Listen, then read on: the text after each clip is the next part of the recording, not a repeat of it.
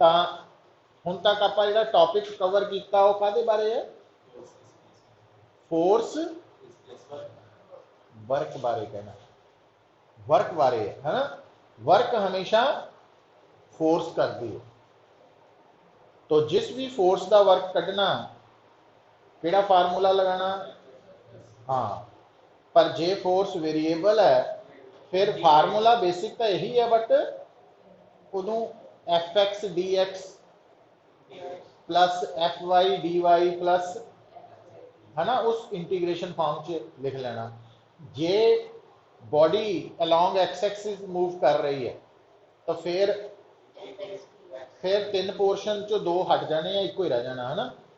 याद है ना कल वाली गल, वो दिमाग च रखना। हुण एक पुत होंदी है फोर्स, एक होंदी है डिसप्लेसमेंट, एक हुंदा वा वर्क डन, पर एक टर्म आती है पावर। जिहड़ा वर्क डन है ना वो टाइम पे डिपेंड नहीं करता, टाइम इंडिपेंडेंट टर्म काम करना। हुण जिद्दां मान लो तुसीं इस चेयर नूं है ना इत्थों चक के छत ते लैके जाना, तो चाहे तुसी जल्दी जल्दी इनू लैके उत्थे पहुंचियो तो चाहे हौली हौली ज़्यादा टाइम लगा के पहुंचो, वर्क डन की होएगा? क्योंकि वर्क डन फोर्स डिसप्लेसमेंट ते थीटा ते डिपेंड करता, उस टाइम किते नहीं है। पर पावर जी है, पावर है टाइम डिपेंडेंट टर्म। मतलब जो दो आदमी इको जिहा काम करते हैं पर एक घट टाइम च कर ले एक ज़्यादा च करे, आप कहते हैं भी जिन्हें जल्दी काम कर लिया उसकी पावर ज़्यादा, उसकी पावर ज़्यादा। सो पावर नूं असीं डिफाइन किदां करते हैं पुत्र? तो गल नूं सुनियो हुण बड़ा ध्यान नाल। जिहड़ी पावर है ना इनू भी असीं दो तरह नाल समझना वा। जिद्दां वेलोसिटी एक सीगी इंस्टेंटेनियस डिफरेंशिएशन तो आती है, rate of change of position vector, एक होंदी average velocity, ratio of displacement to time taken. इदा ही एक्सलरेशन भी दो तरह नाल डिस्कस की सीगी, एक सी इंस्टेंटेनियस, एक सी एवरेज। इंस्टेंटेनियस एक्सलरेशन सीगी डीवी बाई डी टी, ते एवरेज एक्सलरेशन सी change in velocity over time taken की रेशो। ये फर्क है। अच्छा, इदा ही पुत्र तुहानूं दस्सिया सीगा कि जो कली वेलोसिटी या कली एक्सलरेशन बोली जाएगी तो वो इंस्टेंटेनियस है। उदा ही जो मैं कहना वट इज पावर, तो पावर नूं असीं डिफाइन करते हैं rate of doing work. Rate of doing work का मतलब work done per unit time. तो पावर कली पावर जी है रेट ऑफ डूइंग वर्क का मतलब D W by D T, D W by D T differentiation तो आना, समझ गए। और इस कली पावर का मतलब एक्चुअली इंस्टेंटेनियस पावर ही है। पर जदों असी गल करते हैं एवरेज पावर, तो असी लेने ratio of work done to time taken.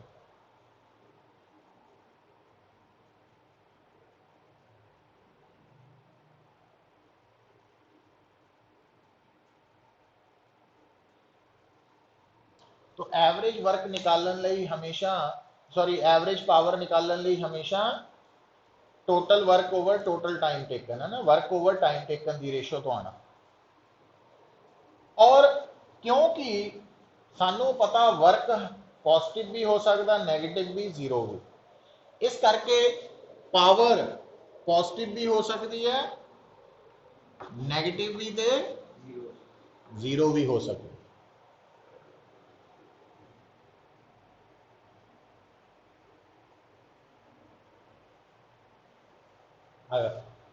हुण ध्यान दियो, हुण गल फर्क मैं दसांगा। जिहड़ी पावर है वो पॉजिटिव नेगेटिव जीरो तो है ही, हो ही सकती है, प्लस ये स्केलर क्वांटिटी है।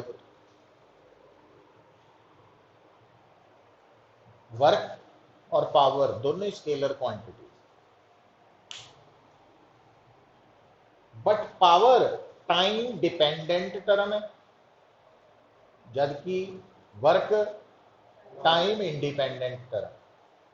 पावर टाइम डिपेंडेंट टर्म है, इनवर्सली प्रोपोर्शनल टू टाइम। तो घट टाइम दे विच होने वाला सेम वर्क का मतलब पावर ज्यादा है ना। तो इस तरीके नाल इनू याद रखना।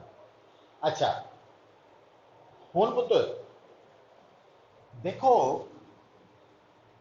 एक गल का ध्यान रखना, जिथे जिथे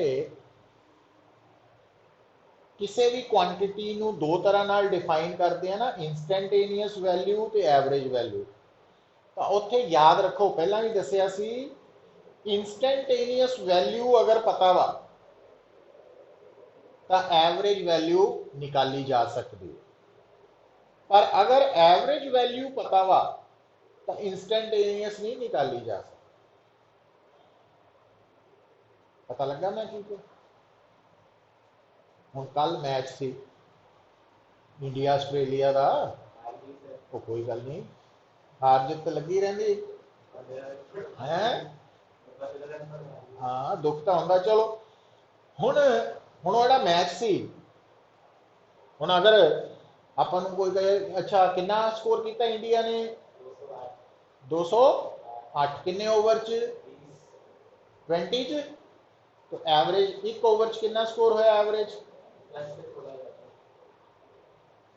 आप कट सकते 208 ओवर 20 करके कट सकते हैं ना, वो एवरेज स्कोर हो गया। अच्छा पर इन्ना कहन दे नाल जिहने मैच ना देखिया होए उन्होंने थोड़ी पता किहड़ी बॉल च कितना स्कोर किया गया। तो हर बॉल का स्कोर की है, इंस्टेंटेनियस स्कोर। जो आप पूरे स्कोर नू नंबर ऑफ ओवर्स ना डिवाइड किया वो है एवरेज स्कोर। तो हुण एवरेज स्कोर तो थोड़ी पता भी किहड़ी बॉल से कितना स्कोर बनया, कदों आउट होया, इदा थोड़ी दस सकते हैं। हाँ जिन्हें कली कली बॉल देखी है, नोट की है सपोज, वो टोटल स्कोर के एवरेज स्कोर कट सकता कि नहीं, भी पहले ओवर च 10 रन, दूजे ओवर च 12 रन, जिन्हें नोट किया उन्हें टोटल स्कोर कट के डिवाइडेड बाय टोटल ओवर करके उन्हें कहना हाँ इन्ना एवरेज स्कोर है। पर एवरेज स्कोर जिन्हों पता वो कली कली बॉल का स्कोर, कले कले ओवर का स्कोर दस सकता कि नहीं? नहीं, मतलब इंस्टेंटेनियस पता होएगी तो एवरेज निकल सकती है, बट एवरेज तो इंस्टेंटेनियस नहीं निकलती है ना। समझ आई है गल? हर एक चीज से इतना अप्लाई होंगे। तो इंस्टेंटेनियस वेलोसिटी पता तो एवरेज वेलोसिटी निकल सकती है, इंस्टेंटेनियस एक्सेलरेशन पता तो एवरेज एक्सेलरेशन निकल सकती है, इंस्टेंटेनियस पावर पता तो एवरेज पावर निकल सकती है, बट एवरेज तो इंस्टेंटेनियस नहीं निकलती। और इंस्टेंटेनियस तो एवरेज निकालने लिए पता बड़ा सिंपल रूल है सारे लिए। ना ना ना ना, इधर देखो, हुण मैं ये एग्जाम्पल लैके दसन लगा, सारे लिए अग लग जाना। देखो एवरेज पावर कढ़ने लिए टोटल वर्क चाहिए है ना, ते आ केड़ा वर्क है, इनू इनू इधर देखियो, रिलेशन बना लगे हैं एवरेज ते इंस्टेंटेनियस। तो इसका बेसिक फार्मूला तो आही है। हुण जिहड़ा टोटल वर्क है वो आपां छोटे वर्क नू इंटीग्रेट करके कढ़ सकते हैं, छोटी वैल्यू ने इंटीग्रेट कर दो है ना, जिदा ऐड किया ना, वो इंटीग्रेशन एको चीज ही है, समेशन का ही दूसरी फॉर्म है इंटीग्रेशन। आ गया? हुण आ जो DW है इथों वो की लिख सकते हैं,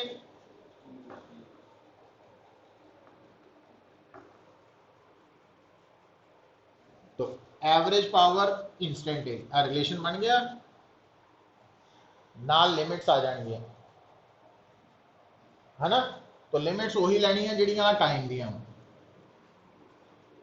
इस टाइम वाली लिमिट्स ही लैनी है। मतलब जे 2 सैकेंड है, मतलब 0 तो 2 सैकेंड वाला टाइम है, तो ये भी 0 तो 2 सैकेंड ही हो लिमिट्स ਉਹਦੇ।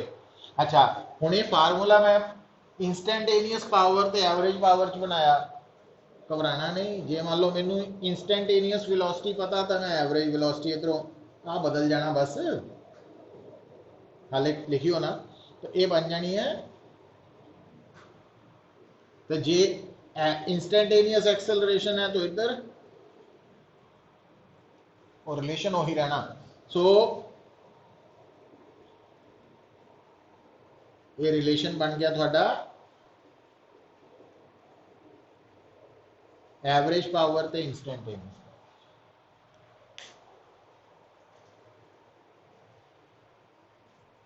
है ना। तो जे आ गल्लां याद रखोगे तो ये नहीं भी ਉਹਦੇ ਲਈ वेलोसिटी वाले च लग जाना, सारे कंसैप्ट इको ही मिल गए इको जगह पे, पर याद रखना पैना। हुण देखो आप एक न्यूमेरिकल करते हैं इनू प्रॉपर वे च समझने लई, तो ये रिलेशन तुसीं लिख सकते हैं, relation between average power and instantaneous power.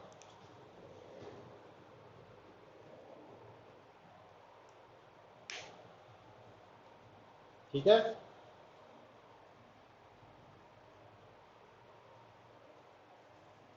लिखो।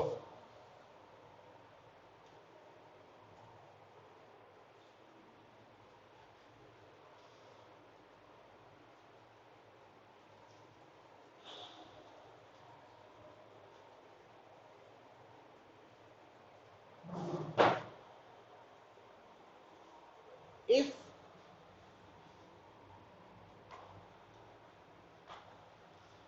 अच्छा पावर का SI यूनिट की हो,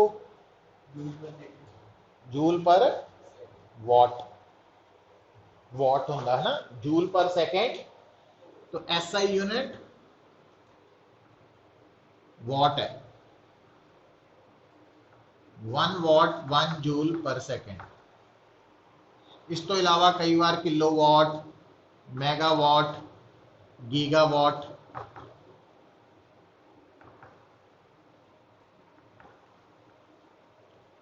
और कई बार हॉर्स पावर, है ना। तो वो वॉट च कन्वर्ट कर लेना।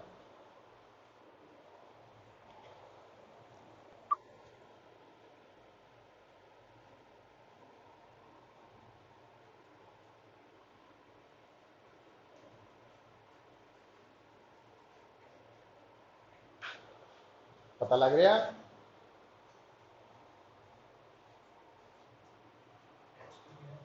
Horse power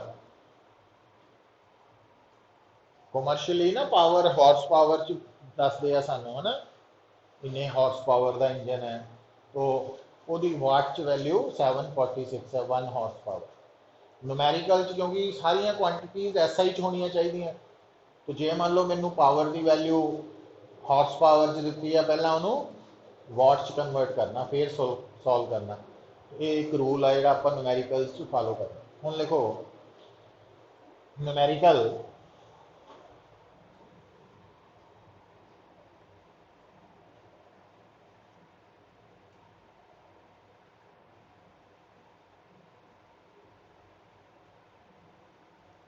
if if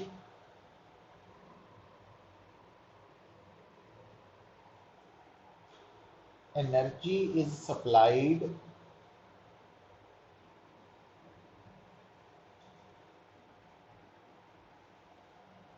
to a body at the rate of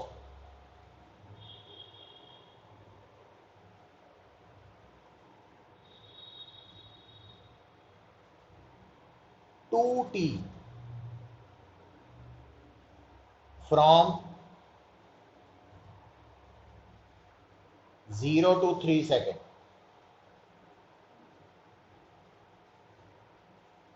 calculate average power.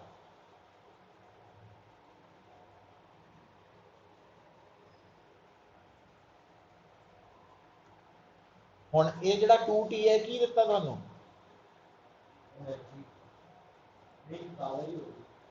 Eight the rate है ना, मतलब एनर्जी पर सेकेंड, क्योंकि एनर्जी और वर्क इक्विवेलेंट होंगे, तो इस करके work rate of doing work या energy at the rate of मतलब पावर है, इंस्टेंटेनियस पावर। तो P दिता 2t, तो की करूंगे आही फार्मूला बनया ही बनाया। लिमिट्स की लाऊंगे 0 तो 3, तो नीचे टी वी की लिखूंगे 3 लाऊंगे, और P 2t है।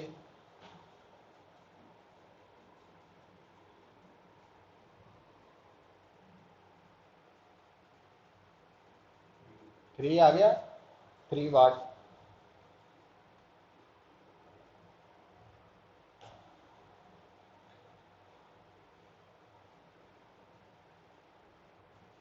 है ना, थोड़ा आइडिया होया, सिर्फ आइडिया ले है हाले तो। अच्छा, तो हम देखो पुत्र एक होर इंटरस्टिंग गल जिहड़ी कि आपां याद रखनी है, जिद्दां थानू दसिया कि वैसे इंस्टेंटेनियस वेलोसिटी ते एवरेज वेलोसिटी नू कैलकुलेट करन दा फार्मूला अलग है। इंस्टेंटेनियस एक्सेलरेशन ते एवरेज एक्सेलरेशन नू कैलकुलेट करन दा फार्मूला अलग है। इंस्टेंटेनियस पावर ते एवरेज पावर नू कैलकुलेट करन दा फार्मूला अलग है, बट ये आपस च रिलेटेड भी है। पर अगली गल सुनो, वही फिर कल मैच वाली गल, अगर मान लो आइडियल सिचुएशन ले लेने कि मैच दे विच शुरू तो लैके एंड तक हर बॉल ते एक एक स्कोर ही होया होए,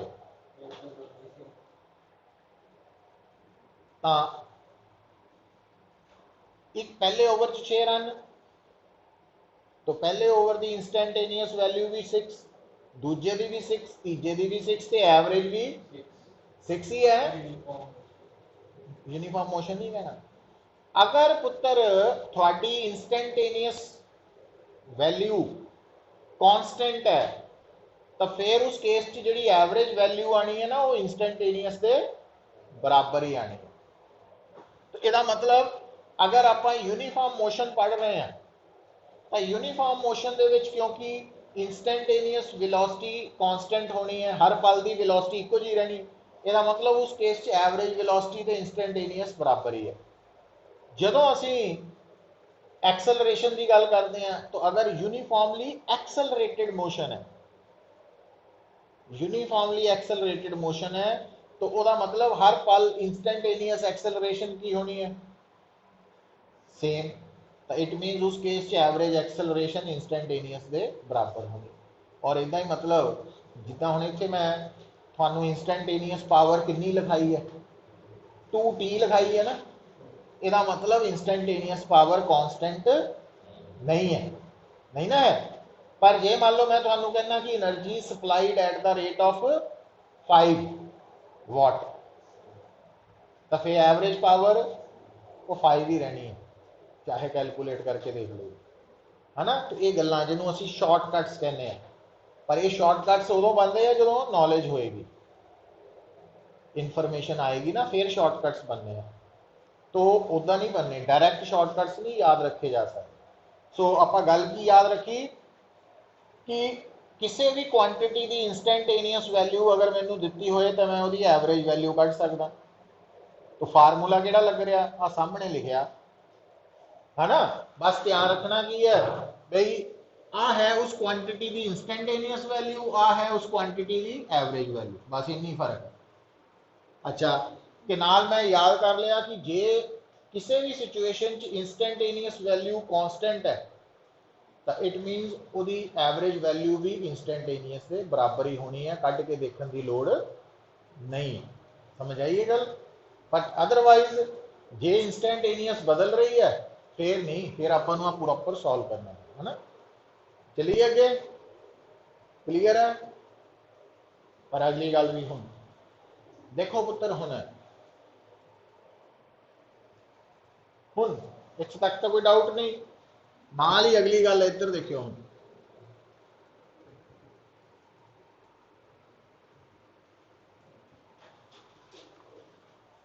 थानू याद है कल आपां जदों work done by variable force वाला टॉपिक पढ़ रहे सी, ਤਾਂ ਉਹਦੇ ਵਿੱਚ DW कितना लिखिया सी, F डॉट DR लिखिया सी ना कि नहीं। ਇਹਦਾ मतलब ਜਿਹੜੀ इंस्टेंटेनियस पावर है, क्योंकि वो dW है dt है, तो F dot DR by dt हो गया। पर dr बाय dt नू तो वेलोसिटी नहीं कहने, तो another expression for power, कली पावर का मतलब इंस्टेंटेनियस, मतलब एक तो असी पावर नू work done per unit time तो समझ रहे हैं, पर दूजा मेरे को ऑप्शन आ गई कि मैं पावर फोर्स ते वेलोसिटी दे डॉट प्रोडक्ट तो भी कट सकता कि नहीं।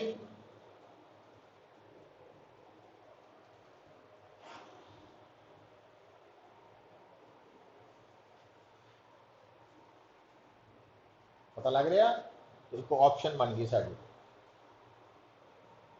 तो जे फोर्स ते वेलोसिटी सेम डायरेक्शन च है तो फिर एफ बी कॉस जीरो, तो कॉस जीरो 1 है तो एफ बी आ जाना सिंपल, है ना। पर अदरवाइज ये डॉट प्रोडक्ट है।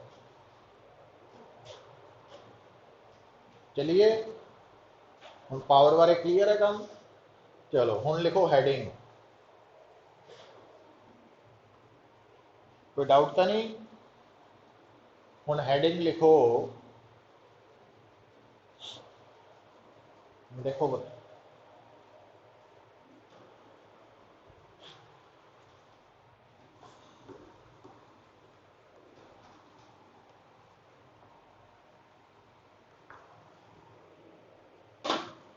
हम गल सुनियो,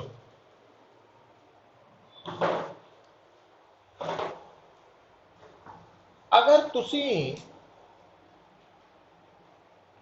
कोई भी चीज खरीदना चाहते हैं तो की चाहिए वा, पैसा, है ना। पैसा चाहिए, कोई भी चीज खरीदनी चाहते हैं, है ना। तो किसी चीज को खरीदने लिए पैसा जरूरी है, तो वर्क डन के लिए फोर्स जरूरी है। किसी चीज को खरीदने लिए पैसा जरूरी है, वर्क डन के लिए फोर्स जरूरी है। समझ आ गई गल। दूजी गल, हुण पुत्र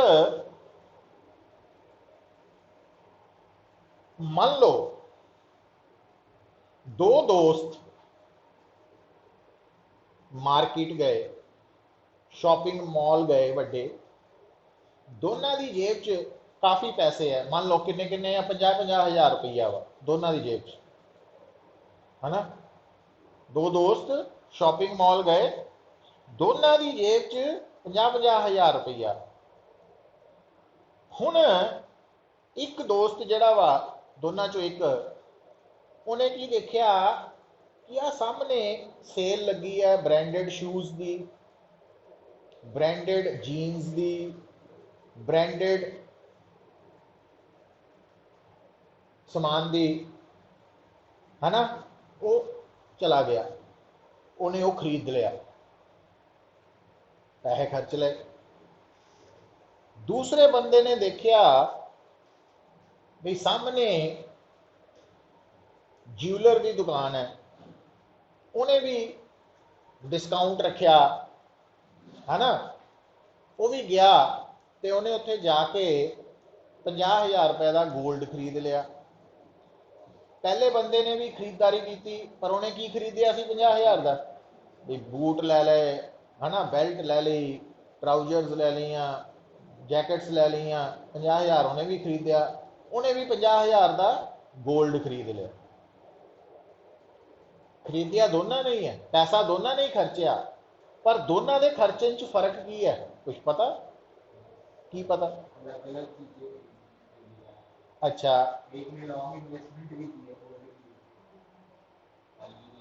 है,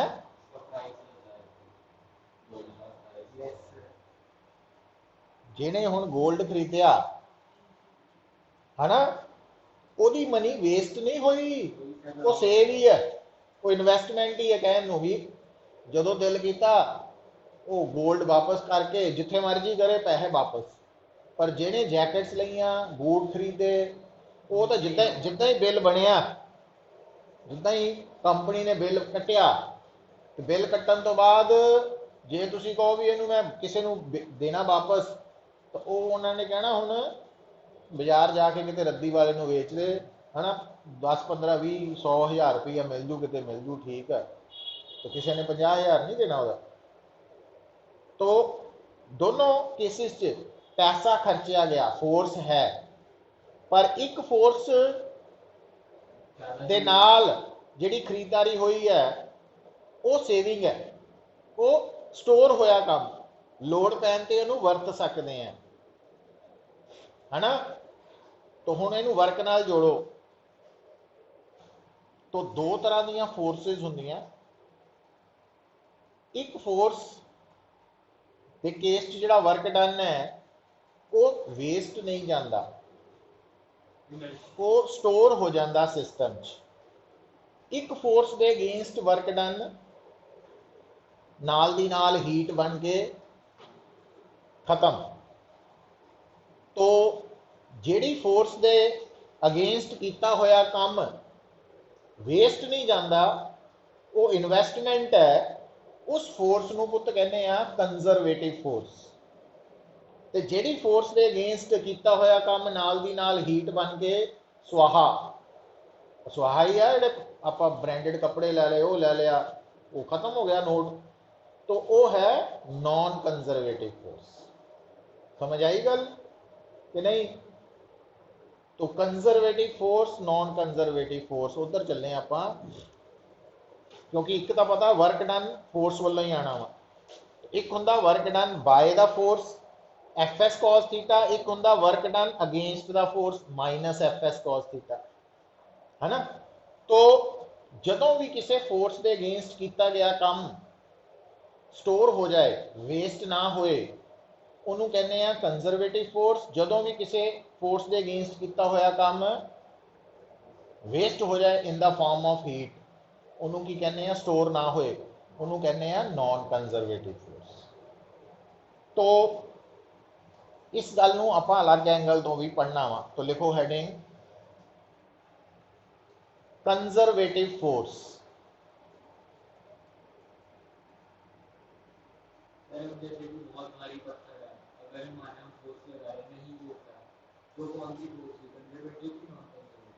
हाँ हुण देखो पुत्त,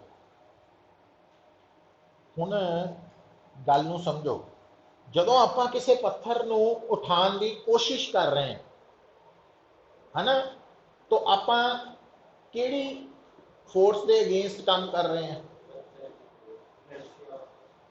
ग्रेविटेशनल फोर्स, ਉਹਦਾ भार है ना, भार ग्रेविटेशनल फोर्स है, ग्रेविटी, है ना। पर जे पत्थर थोड़े कोल नहीं उठया, नहीं उठया, तो फिर फोर्स लगाई है पर वर्क डन,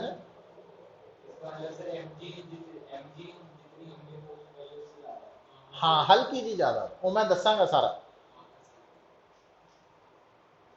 वो हाले कुछ नहीं कहना तुसी। पर जदों पत्थर ते तुसी फोर्स लगाई पर वो हिलिया ही नहीं, वर्क डन कितना कीता?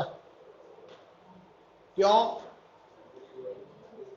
कुछ नहीं, हाँ कुछ नहीं कहना, डिस्प्लेसमेंट नहीं हुई, है ना, पूरा करेक्ट बोलना वा। तो डिस्प्लेसमेंट जीरो है तो वर्क डन होया ही नहीं बच्चे ना। तो हुण देखो, हुण पुत्र जिहड़ी कंजरवेटिव फोर्स है उहदे बारे मैं लिखाना, पर दिमाग 'च फिर उही गल तुहाडे आ गई भी वो किहड़ियां फोर्सिस है जिहड़ियां कंजरवेटिव है। तो उन्हां विचों याद रखना पैना आपां नूं। तो कंजरवेटिव फोर्सिस दे विच सब तो पहला तां ग्रैविटी है या ग्रैविटेशनल फोर्स है ना, एक कंजरवेटिव फोर्स है और ये प्रूव करांगे आपां कि कंजरवेटिव है, और वो पेपर च भी पूछा जाएगा भी कंजरवेटिव है प्रूव करो। ठीक है। दूसरा +2 च पढ़ांगे इलैक्ट्रिक फोर्स, ये +2 च आएगी, पर आपां नूं पता होना चाहिए चार्जिस करके पैदा हो रही है ना फोर्स, ये भी कंजरवेटिव है, पर यह +2 च प्रूव किया जाए, हल नहीं करना। तीसरी पुत्र तुहानूं दसी है, जदों तुसीं किसी स्प्रिंग नूं कंप्रैस करते हैं या किसी स्प्रिंग नूं स्ट्रैच करते हैं, तो उस स्प्रिंग के अंदर जिहड़ी फोर्स पैदा होंदी है उहनूं की कहने, जिहड़ी फोर्स कहने हैं, किहड़ी फोर्स कहने हैं, इलास्टिक फोर्स या रीस्टोरिंग फोर्स कह देंगे आप ना। मतलब याद रखने टर्म्स भी स्प्रिंग जदों एक्सटेंड किया गया, स्ट्रैच किया गया या कंप्रैस किया गया, तो उस स्प्रिंग के अंदर पैदा होने वाली फोर्स केड़ी फोर्स है, इलास्टिक फोर्स या रीस्टोरिंग फोर्स। तो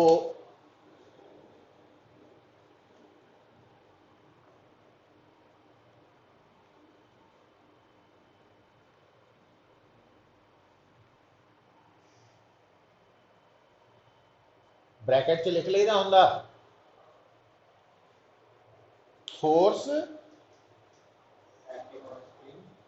प्रोड्यूस्ड इन ए स्ट्रेच्ड और कंप्रैस्ड स्प्रिंग। मतलब नोट्स जो असी बनाने ना हैंडमेड नोट्स, तो उदों ये गल्लां नोट करया करो, तुसीं करदे नहीं है लोग, क्योंकि जिहड़ी गल सुनी है ना वो तो थोड़ी देर बाद भुल जानी, लिखी हुई नाल रहनी है ना, चाहे 15 दिन बाद पढ़ो फिर थोड़ा आइडिया हो जाता भी कही सी गल पढ़ी सी आपां, दिमाग च आ जानी है। वो हिंदी पंजाबी की परवाह नहीं करनी, इंग्लिश की लिख लेना उदों, जिहड़ी भी लैंग्वेज उस वक्त आई मिक्स करके लिख लिया जिद्दां मर्जी, पर नोट करया करो, तां फायदा होना पुत्तर नोट्स का। ये हुण तीसरा पुत्तर जदों असीं गल करते पे हैं कि कंजरवेटिव फोर्स वो फोर्स है जिहदे अगेंस्ट किया होया वर्क वेस्ट नहीं जाता, स्टोर होके रह जाता वा, तो लोड़ पैन ते आपां उहनूं वरत सकते हैं, है ना। जिद्दां गोल्ड वाली एग्जाम्पल है, 50,000 खर्च आया, कोई गल नहीं, किसी दिन एमरजेंसी आ गई, पैसे की लोड़ पई, दुकान ते गया, गोल्ड दिता, पैसे लाए, काम कर लो। हुण अगली गल जिहड़ी दिमाग च रखनी है, इनू आपां दोबारा भी करनी डिस्कस, कि क्वेश्चन ये आंदा कि जदों कोई भी कंजरवेटिव फोर्स के अगेंस्ट किया होया काम स्टोर हो जाता एनर्जी की फॉर्म च, तो उस एनर्जी नू पता की कहने आपां, उस एनर्जी का स्टोर हुई एनर्जी का नाम है पोटेंशियल एनर्जी। समझ गए। हुण देखो, हुण आपां एक इनू बड़ी सिंपल एग्जाम्पल दे नाल समझिए।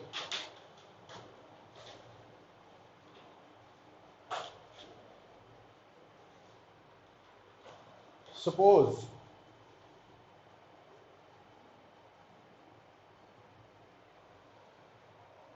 साडे कोल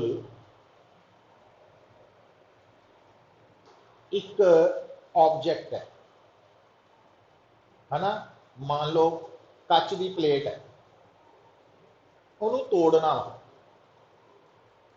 ਤਾਂ ਕਿਸੇ ਵੀ ਚੀਜ਼ ਨੂੰ ਤੋੜਨ ਲਈ ਕੀ ਚਾਹੀਦੀ ਹੈ? एनर्जी चाहिए। तो किसी भी चीज़ को तोड़न लई जिहड़ी एनर्जी चाहिए है वो एक मिनीमम अमाउंट की चाहिए है, उस तो घट लावांगे नहीं टुटेगी, उस तो ज़्यादा या उहदे बराबर लगा देंगे टुट जाएगी, है ना। हुण मान लो तुहाडे कोल एक प्लेट है, उन्होंने तोड़ना वा, तो उन्होंने तोड़न दे लई तुसीं की करदे आ, कई ऑप्शनस है। एक ऑप्शन तो आपां की करांगे, उन्होंने नीचे गिरावांगे, पर नीचे तां ही गिरावांगे जे उन्होंने चकांगे।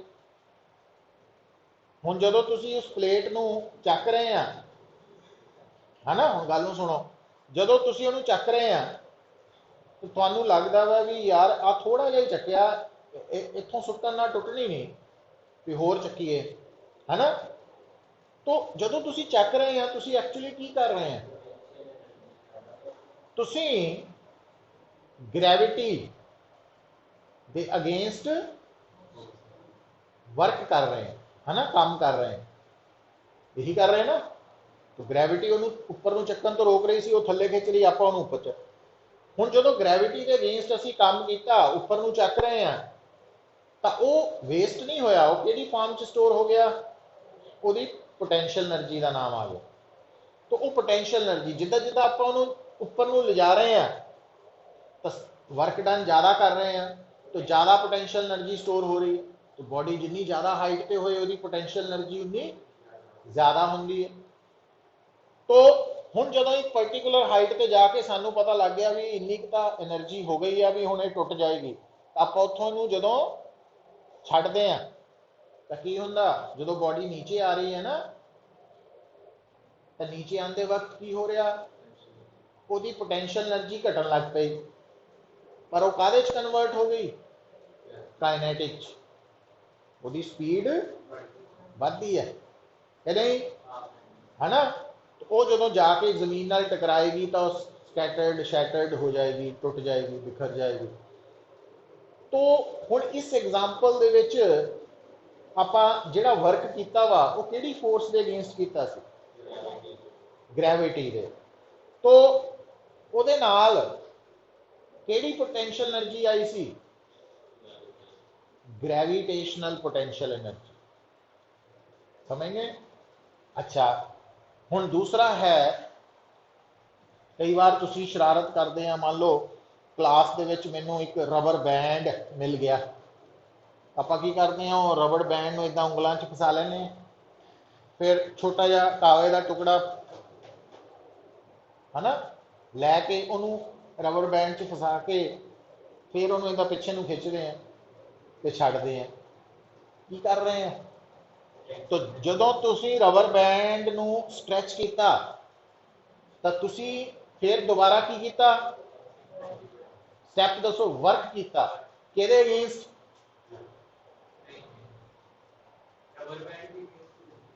रबर बैंड इलास्टिक फोर्स दे अगेंस्ट, रबर बैंड हाँ उहदे अगेंस्ट कीता है, हाँ उहदी ब्रेकिंग फोर्स तो ज़्यादा हो गई ना। अच्छा तो जदों आपां उहनूं इदां पिछे नूं खिंच रहे हैं तो असीं वर्क कर रहे हैं, जदों वर्क कर रहे हैं तो वो वर्क पोटेंशियल एनर्जी, किहड़ी पोटेंशियल एनर्जी, हाँ इलास्टिक पोटेंशियल एनर्जी बन के स्टोर हो रहा। तो जदों आपां उहनूं छड्डदे हैं तो सारी पोटेंशियल एनर्जी काहदे च कन्वर्ट, काइनेटिक। तो जिन्ना ज़्यादा पिछे ले जाके छड्डांगे, है ना, उन्ना ज़्यादा तेजी नाल अगे नूं जाएगा, यही हुंदा ना एक्सपीरियंस। और यही प्रैक्टिस कित्थे यूज की जाती है, जो एरो जदों असीं चलाने हैं फ्रॉम बो, तीर कमान तो नहीं चलाने, तो वो भी यही सेम चीज़ है, जो पिछे खिंचते हैं तीर नूं तो वो जी तार लगी है वो स्ट्रैच हो जाती है ना, वो अंदर कि एनर्जी स्टोर हो जाती, इलास्टिक पोटेंशियल एनर्जी। तो जो छड्डते हैं वो काइनेटिक च कन्वर्ट हो जाती है एरो। हाँ हुण जो बॉल ਨੂੰ इदा कर रहे हैं पिछे ਨੂੰ है ना, तो आप फिर की कर रहे हैं, पोटेंशियल एनर्जी, या जो आप हाथ इदा भी ले जा सकते हैं, जो हाथ इदा पिछे ਨੂੰ ले जा रहे हैं तो उस केस च साडी बॉडी के मसल्स भी की हो रहे हैं, स्ट्रैच हो रहे होएंगे ना। तो जो थ्रो करते हैं तो साडी बॉडी के अंदर जो मसल्स है उन्होंने अंदर स्टोर हुई इलास्टिक पोटेंशियल एनर्जी काहदे च कन्वर्ट होंगी, काइनेटिक। समझ आ रही गल। तो मतलब हुण जिहड़ी कंजरवेटिव फोर्स है उसकी की खासियत दसी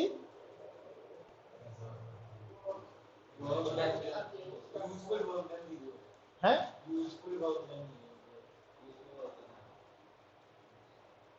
कंजरवेटिव फोर्स की गल दसी सी किदां आपां इहनूं समझना, is stored in the form of potential है ना, कंजरवेटिव की गल ही हो रही है।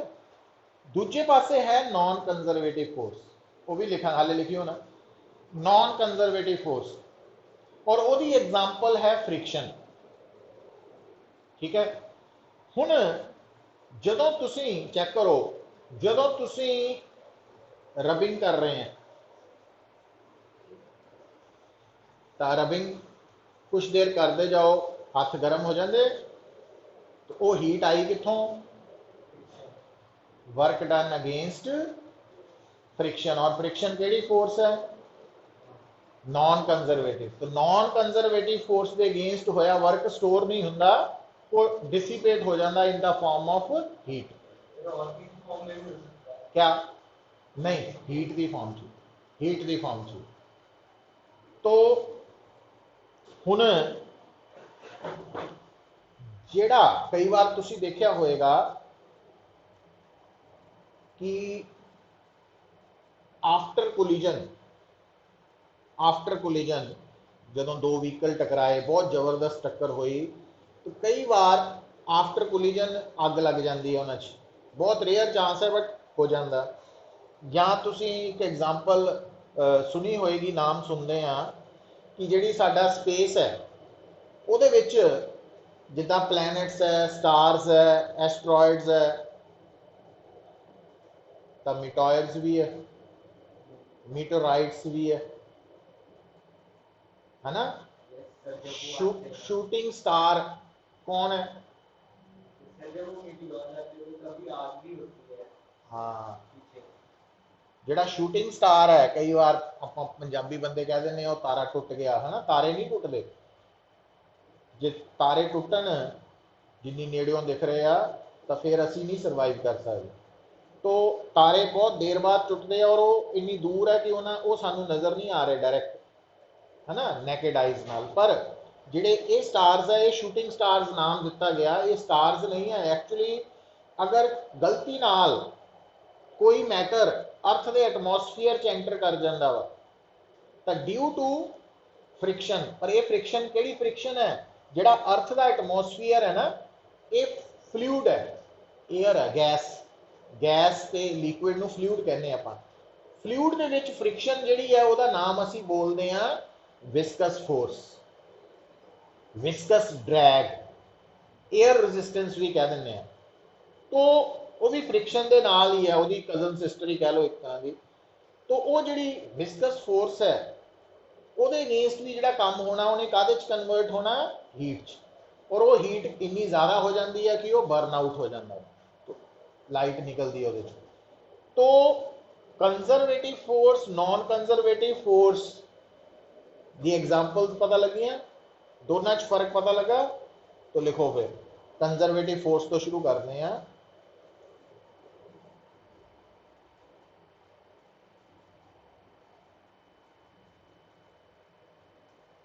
A force is said to be a conservative force if work done against it is stored as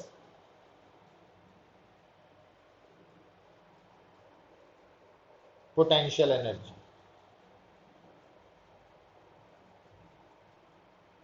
और यदि दूसरी डेफिनेशन इदा भी है, a force is said to be conservative force if work done against it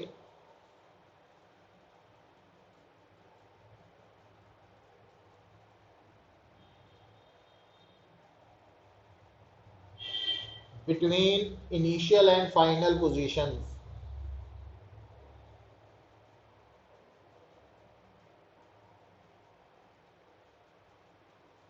is independent of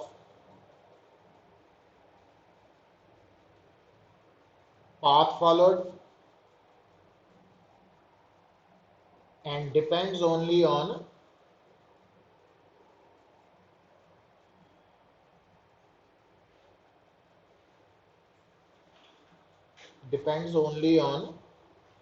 initial and final position।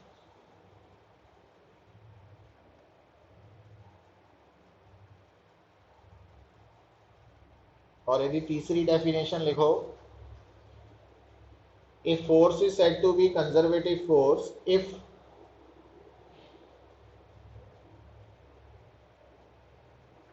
work done against it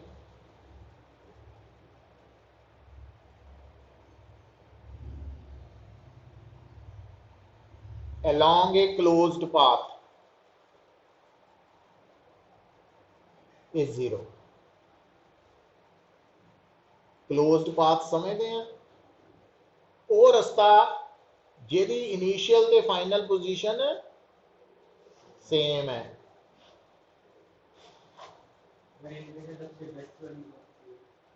हैं अच्छी नहीं है, तीनों तुसी याद रखनी है, बट एग्जाम दे विच जिहड़ी ज़्यादा कॉमन है वो सेंटर वाली है, दूजे नंबर वाली जिहड़ी स्कूल वाले एक्सैप्ट करते हैं उदा तीनों ही ठीक बराबर है, इक्वल ही है, बट ज़्यादातर बुक्स दे विच या स्कूल दे विच वो सेंटर वाली लिखाई जाती है ना, तो उन्होंने प्रैफर कर लेना, पर पता तीनों ही होनी चाहिए। और एग्जाम्पल्स ऑफ कंजरवेटिव फोर्स लिख लो, किहड़ियां वा है ना, लिख ली है। हुण हैडिंग लिखो इंपॉर्टेंट है, show that gravitational force is a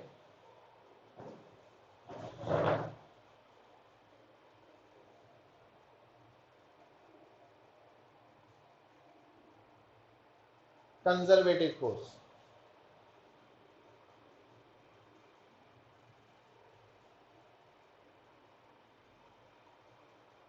ठीक है, हुण इहदे लई की करना पुत्र, आपां तो आपां ये प्रूव करांगे कि जिहड़ी सेकंड स्टेटमेंट है वो की कह रही है कि अगर work done against the force path ते डिपेंड ना करे, पाथ ते डिपेंड ना करे, तो असी कहांगे कि वो कंजरवेटिव है।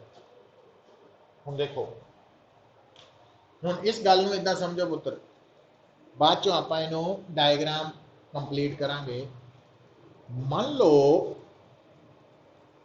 आ एक बॉडी है जिहड़ी इनिशियली कित्थे है, ए पे, हाले देखी जाओ, तो मैं तुहानूं कहना पुत्र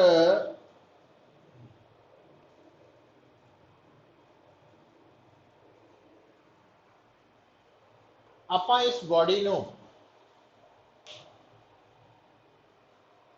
फाइनली कित्थे लैके जाना, बी ते।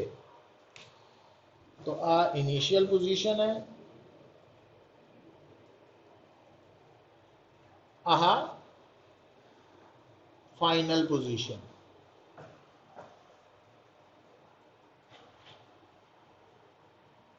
ठीक है, तो तुसी इस बॉडी नू ए तो बी इदा सीधा भी ले जा सकते था। तो आप इस रस्ते का नाम पुत रखता पाथ 1,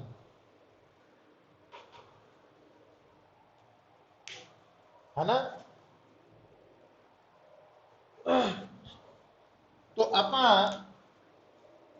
बॉडी नू ए तो बी इदा सीधा भी ले जा सकते हैं, पहली ऑप्शन। दूजा आप पहला ए तो लै गए सी ते, सी तो लै गए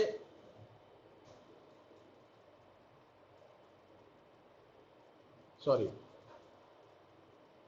डी ते, डी तो लै गए ई ते, ई तो लै गए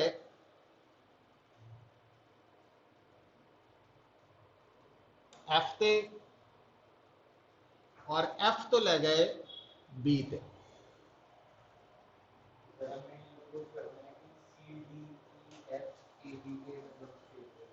मतलब जे आप ये दस दईए तो आ जड़ा पाथ है ये है पाथ नंबर 2, है ना। अच्छा हुण आप मान लेने पुत्र आ जी डिस्प्लेसमेंट है ये एच है, आह H1 है, आ H2 है।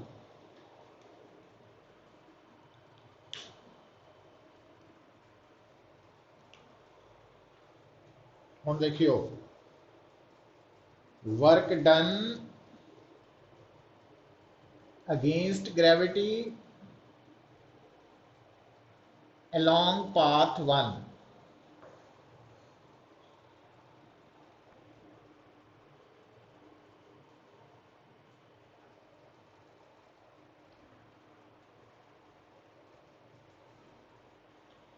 हुण ये वर्क डन अगेंस्ट है ना, ये थोड़े दिमाग केड़ा फार्मूला आना ना, माइनस फोर्स डिस्प्लेसमेंट ते कॉज, है ना।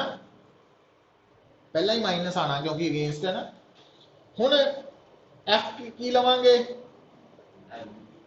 ग्रेविटी, ग्रेविटी होंगी वेट, पता। ते जेड़ा पाथ 1 है तो ए तो बी डिस्प्लेसमेंट, अच्छा हुण एदे और एदे च एंगल आ हमेशा किधर नूं होंदी फोर्स और आ किधर नूं है एंगल, cos 180 -1 माइनस ते माइनस,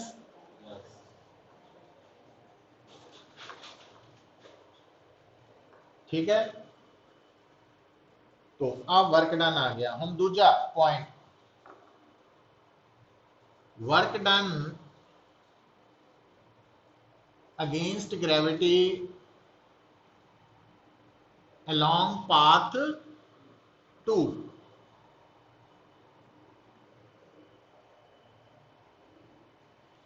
पर जेड़ा पाथ 2 है वो सीधा नहीं है, वो इधर डिवाइड नहीं होया।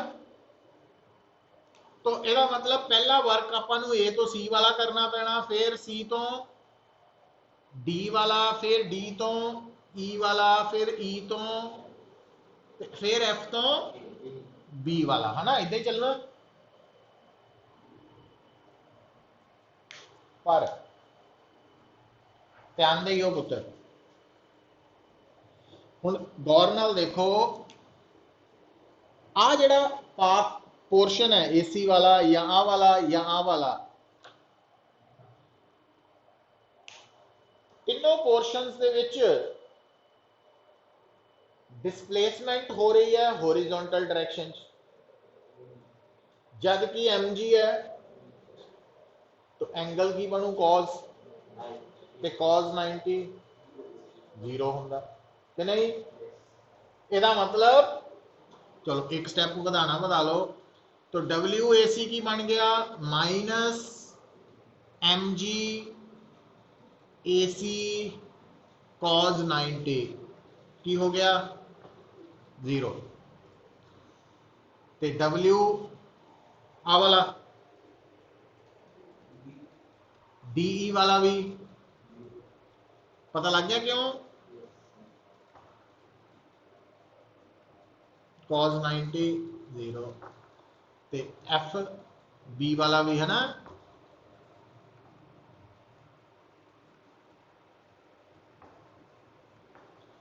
हुण रह किहड़े गया इहदे चों CD वाला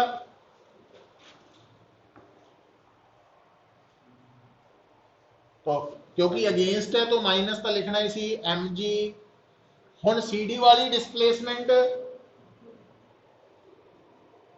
H1 है ते cos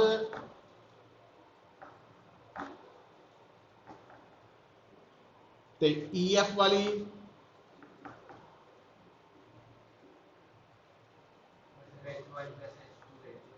है ना हुण आ वैल्यूज जदों इत्थे पुट करूंगे तो ये आ जाएगा 0 plus MgH1 plus 0 plus MgH2 plus 0 तो MgH1 प्लस H2 H के बराबर नजर आ रहा है ना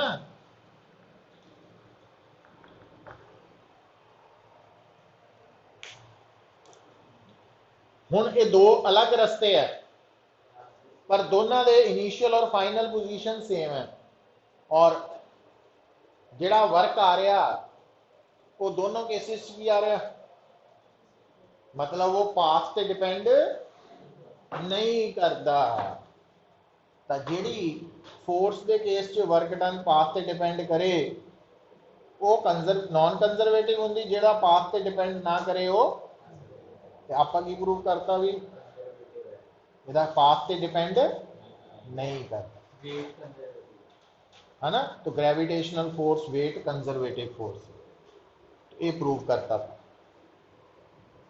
हुण ये जड़ा टॉपिक है तो ये कल 10 मिनट च लिख देना आगे है ना क्योंकि एग्जाम च आ सकता तो दूजा लिखो नॉन कंजरवेटिव फोर्स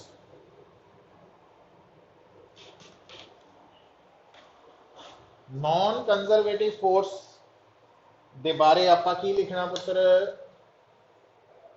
लिखो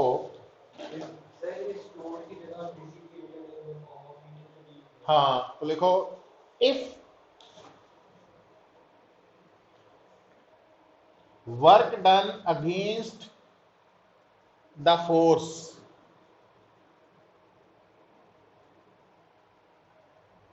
is dissipated as heat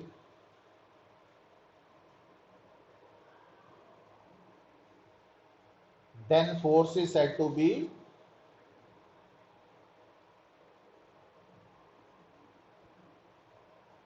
non-conservative force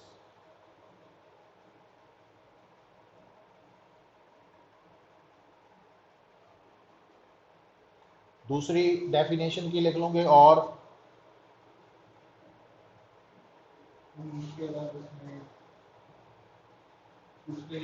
path पे depend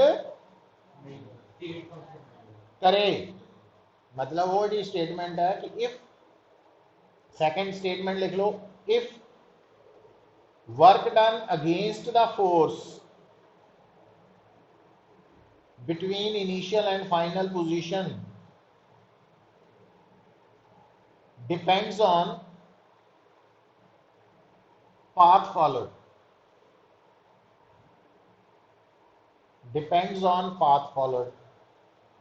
then it is said to be non-conservative force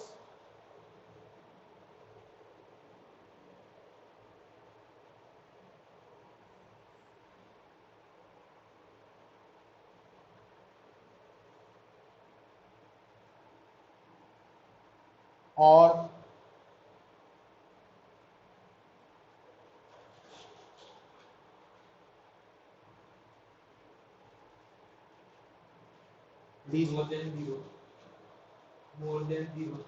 non zero कह ला, more than zero. More than zero क्यों कहना, लेस देन जीरो भी हो सकता, नेगेटिव। तो नॉन जीरो तो लिख लो की है, if work done against force is along a closed path, ये भी लिखना ना, work done against a force along a closed path is non-zero, then force is said to be non-conservative।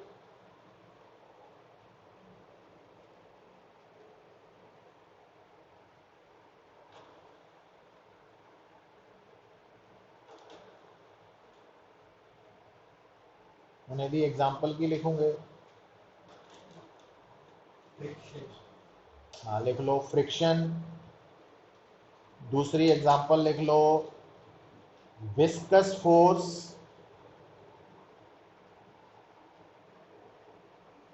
और विस्कस ड्रैग। तो जे हवा आ तो वो एयर रेजिस्टेंस भी कह देना है ना, ये क्लीयर है, ये याद कर लियो है ना। कल नूं ये आंदे ही 10 मिनट का लिखियो, फिर अगे चलांगे आप। कल की असाइनमेंट तुहानूं दूंगा मैं। तो हुण तक की सारी समझ आ गई है।